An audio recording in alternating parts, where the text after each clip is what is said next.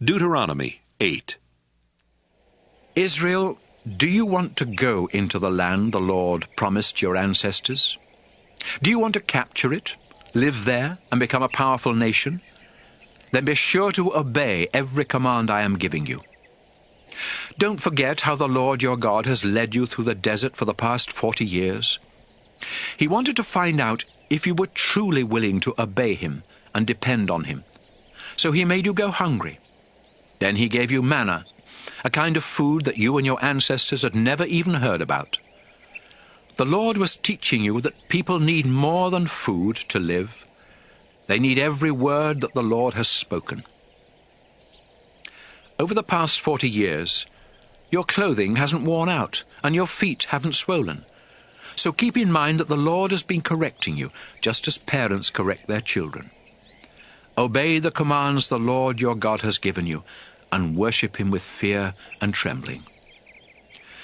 The Lord your God is bringing you into a good land, with streams that flow from springs in the valleys and hills.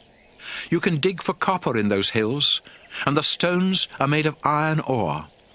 And you won't go hungry. Wheat and barley fields are everywhere, and so are vineyards and orchards full of fig, pomegranate and olive trees, and there is plenty of honey. After you eat and are full, give praise to the Lord your God for the good land he gave you. Make sure that you never forget the Lord or disobey his laws and teachings that I am giving you today.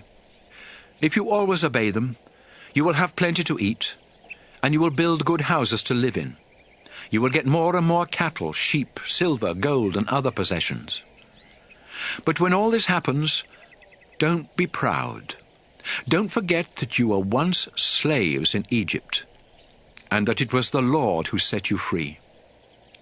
Remember how he led you in that huge and frightening desert where poisonous snakes and scorpions live.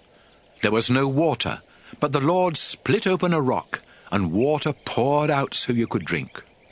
He also gave you manna, a kind of food your ancestors had never even heard about.